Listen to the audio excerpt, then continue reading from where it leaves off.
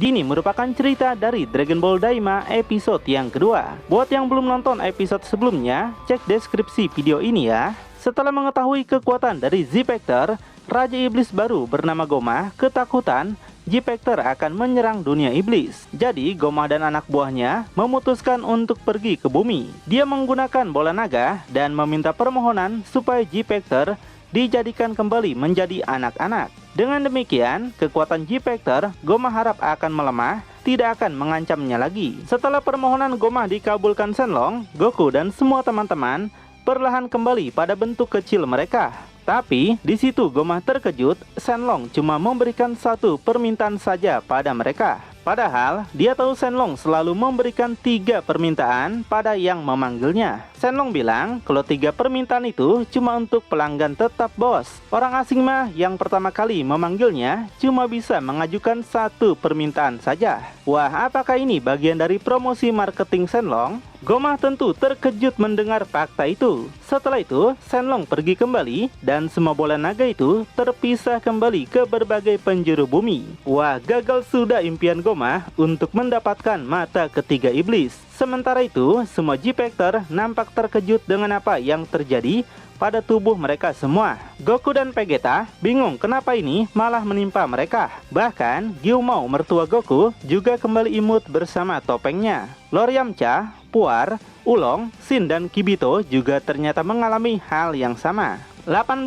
yang juga seorang android ternyata mengalami hal serupa meski sebagian tubuhnya adalah robot. Piccolo pun mendapatkan hal serupa. Goku nggak bisa menahan rasa keterkejutannya melihat semuanya sekarang menjadi anak-anak lagi. Padahal waktu Goku anak-anakan mereka sudah lumayan gede ya. Kembali ke tempat Goma berada, yang nampak dia sangat kesal dengan permintaan keduanya yang gagal. Jika tahu begini, dia seharusnya meminta mata ketiga jahat saja. Jadi, Goma menyuruh Neppa untuk mengumpulkan bola naga yang ada di alam iblis saja, yang dijaga oleh Tamagami. Neppa sendiri tidak bisa melakukan itu. Tapi, jika Goma bertarung dan menang melawan Tamagami, maka Goma dibolehkan menggunakan bola naganya. Goma yang tentu takut kalau harus melawan Tamagami meminta Neppa untuk mengambil lagi semua bola naga bumi dan mengubahnya seperti sebelumnya. Namun, Neppa membeberkan sebuah fakta kalau dia nggak bisa merubah bola naga yang telah menjadi batu secara berkali-kali. Di situ, Degesu memberitahu Goma kalau sebenarnya mereka sudah tenang. Dengan Z-Factor dijadikan sebagai anak-anak lagi saja, membuat mereka sudah tidak menjadi ancaman lagi bagi Goma.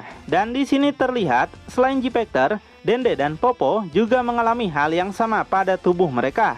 Di mana Dende yang masih kecil kini menjadi bayi lagi. Karena mereka juga ikut serta dalam misi mengalahkan Majin Buu sebelumnya. Selain itu, Goma menyadari dengan diubahnya Dende menjadi bayi, bola naga bumi tidak bisa digunakan untuk sementara waktu sampai Dende besar. Jadi, Z-Factor nggak bisa menggunakan bola naga untuk mengembalikan kondisi tubuh mereka kecuali bola naga planet Namek. Di sini, Goma yang tetap masih khawatir pada Z-Factor akan membawa Dende dan menjadikannya sebagai sandera. Degesu segera merebut Dende dari Popo dan setelah itu mereka pergi lagi ke dunia iblis. Kembali ke tempat Z-Factor, saat ini situasi mereka masih dengan kebingungan kenapa mereka bisa jadi kecil. Bulma dan Cici juga menjadi imut dan tentunya super kawaii. Sedangkan untuk Trunks dan Goten yang kecil, mereka sekarang menjadi bayi lagi. Wah, imut banget ya.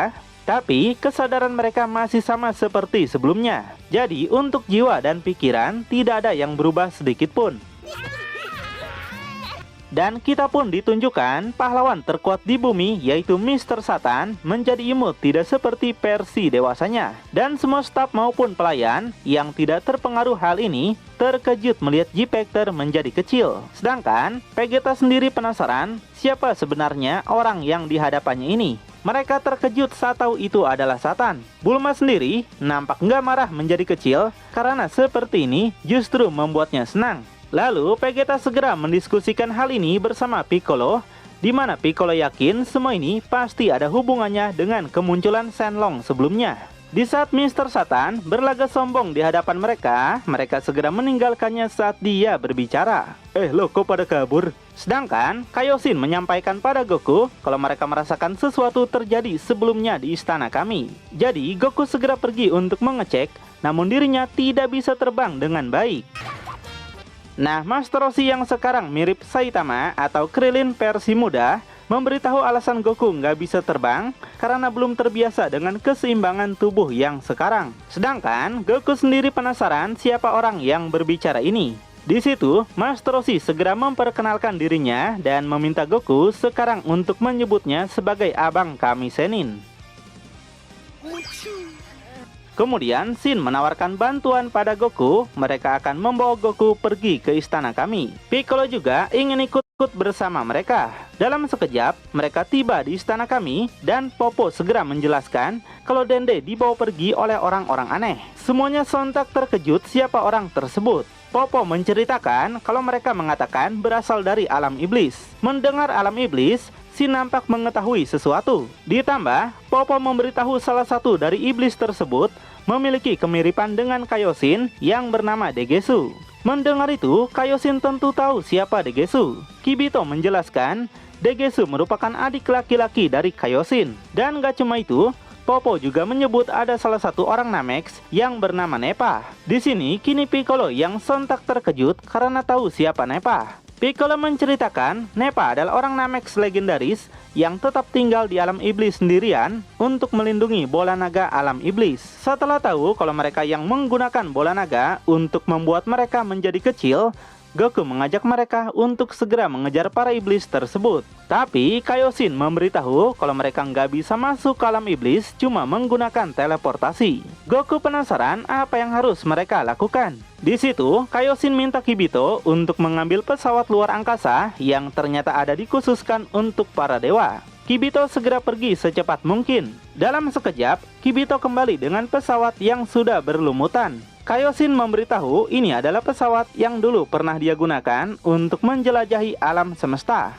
Tapi setelah mencoba menekan beberapa tombol, pesawat ini ternyata sudah tidak bisa difungsikan karena sudah terlalu lama. Lalu Goku mempunyai sebuah ide supaya Bulma memperbaikinya saja. Dia yakin Bulma pasti bisa melakukannya. Jadi Goku segera pergi untuk menjemput Bulma. Namun sama seperti sebelumnya, Goku belum bisa menyeimbangkan tubuhnya saat terbang. Di situ Piccolo mengejek Goku yang payah. Nah tapi ketika Piccolo mencobanya, dia juga ternyata nggak bisa seimbang dan malah menabrak pohon. Akhirnya Kibito yang menjemput Bulma dengan Vegeta yang ternyata ikut juga. Vegeta memberitahu dia nggak akan biarkan orang yang telah membuatnya kecil hidup berkeliaran bebas. Bulma kemudian mengecek pesawat itu dan menemukan kerusakan parah seperti habis dipukuli. Kibito memberitahu semua itu diakibatkan pertarungan Goku melawan Majin Buu di dunia Kaioshin.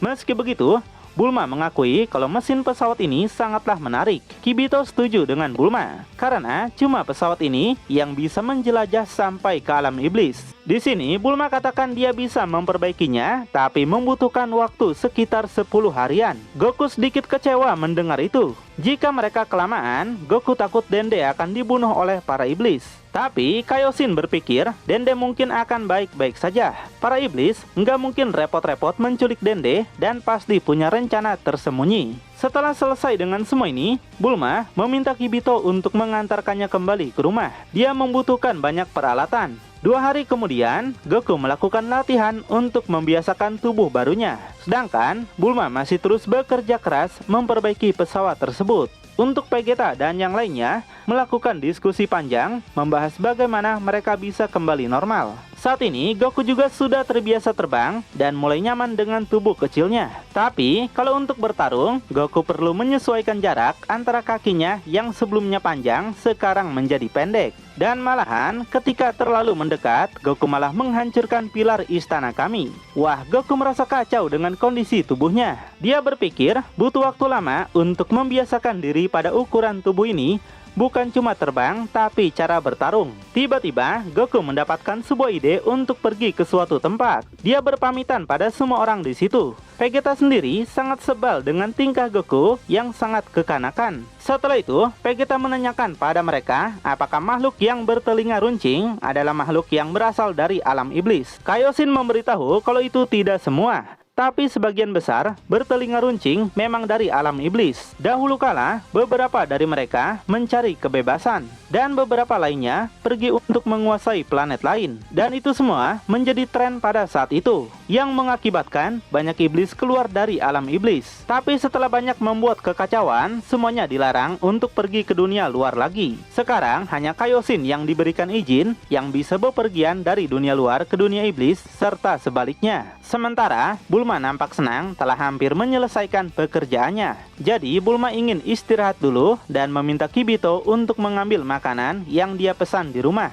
Di situ Kibito merasa dirinya sudah seperti pelayan manusia. Wah, emangnya aneh kurir apa? Tapi mau bagaimana lagi, Bulma telah membantu banyak memperbaiki pesawat mereka. Di tempat lainnya, Goku ternyata pergi ke Menara Korin dan mendapati Korin masih dalam kondisi normal. Mengingat dia memang gak ikut serta dalam melawan Majin Buu. Goku datang menyapanya, tapi Korin nampak biasa saja dengan tubuh kecil Goku. Hal itu karena Korin bisa melihat semuanya, termasuk apa yang terjadi pada Goku dan semua G-Factor. Lebih dari itu, Goku kan suka berlatih bersama Korin. Jadi gak ada bedanya juga Goku kecil atau besar, bukan? Nah, tujuan Goku kesini ternyata mau mengambil tongkat yang sudah dia tinggalkan sekian lama. Mereka naik ke atas atap karena tongkat itu pernah digunakan untuk pergi ke istana kami. Namun, tongkat tersebut ternyata hilang. Padahal, Korin tahu nggak pernah ada yang menggunakan tongkat itu lagi untuk pergi ke istana. Setelah berpikir sejenak, Korin teringat kalau tongkat itu telah dia berikan pada Master Roshi supaya menjaganya. Akhirnya, Goku pergi lagi dengan sedikit masih kesusahan terbang. Korin menyarankan Goku untuk menggunakan awan Kinto-un lagi.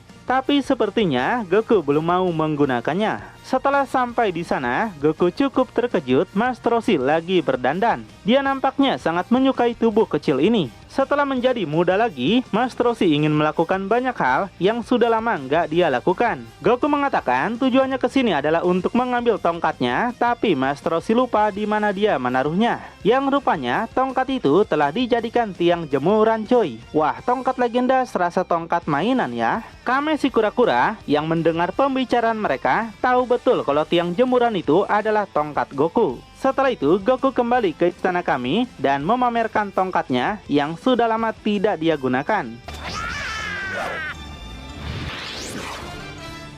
Nah, alasan Goku menggunakan tongkatnya lagi yaitu untuk menyeimbangkan gaya bertarung yang belum sempurna tadi. Dengan tongkat ini, Goku bisa bertarung bebas tanpa hambatan, bukan? Kemudian, Bulma telah menyiapkan banyak makanan yang baik tubuh kecil atau besar, Goku dan Vegeta tetap lahap makannya. Setelah itu, Bulma ingin Kibito memindahkan pesawatnya tadi ke rumahnya. Di situ, Kibito mulai sangat keberatan, dirinya malah dijadikan kurir. Emangnya gue tukang paket apa? Goku motong pembicaraan apakah Piccolo ingat soal alam iblis. Tapi Piccolo katakan kalau dia belum lahir saat itu. Dia cuma pernah mendengar kalau tempat itu dulunya dihuni bangsa Namex. Alasan Namex melarikan diri dari alam iblis karena bangsa mereka tidak suka dijajah.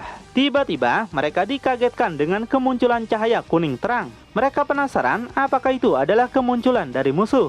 Rupanya itu adalah pesawat yang mirip seperti milik Goma. Popo menyadari kalau pesawat itu mirip seperti yang digunakan oleh Goma dan para anak buahnya. Hal ini semakin membuat Goku dan yang lainnya waspada, ini mungkin adalah sekutu dari musuh. Dan rupanya orang yang datang tersebut adalah pria misterius yang sebelumnya mendengarkan percakapan Goma dan Degesu. Dia memperkenalkan dirinya sebagai Glorio. Shin sadar kalau Glorio pasti dari alam iblis karena telinganya yang runcing. Di situ Glorio juga kenal dengan Goku. Dia memiliki permintaan agar Goku ikut dengannya dan bersama-sama mengalahkan Goma. Mendengar itu semua orang terkejut, ternyata Glorio bukan antek-antek dari Goma. Di sini Goku penasaran siapa Goma. Glorio menceritakan Goma adalah raja baru yang menggantikan Raja Iblis sebelumnya, yaitu Dabura. Mendengar itu, Shin menyadari sesuatu. Dia memberitahu mereka kalau Goma adalah iblis yang kuat sekaligus sangat licik. Tapi dengan polos, Goku langsung menerima tawaran Glorio untuk pergi mengalahkan Goma. Sedangkan Shin penasaran bagaimana Glorio bisa tahu tentang Goku. Glorio mengungkapkan dia mendengar dari Goma dan menyaksikan pertarungan Goku saat melawan Majin Buu lewat monitor. Sebenarnya, Glorio diperintahkan datang ke sini oleh Raja ketiga yang belum diketahui. Secara diam-diam, dia diminta datang menjemput Goku.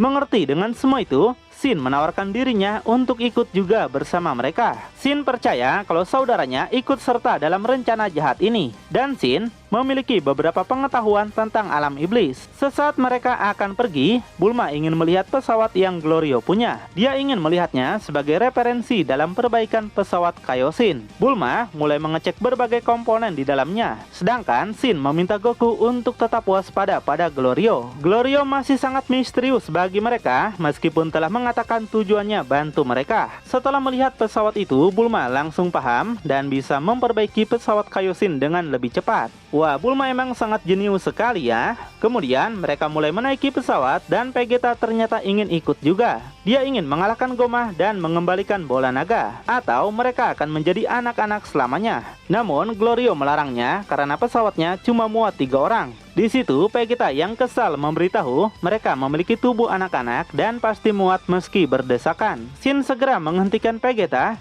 dan menyarankannya untuk menyusul saja dengan pesawat yang nanti selesai Bulma perbaiki. Mendengar itu, Vegeta nampak semakin kesal, tapi dia nggak punya pilihan lain. Jadi yang pergi duluan adalah Goku dan Shin. Mereka pergi meninggalkan semuanya menuju dunia alam iblis. Lalu bakal seperti apa perjuangan Goku, Shin, dan Glorio dalam mengalahkan Goma? Kita akan segera tahu minggu depan ya.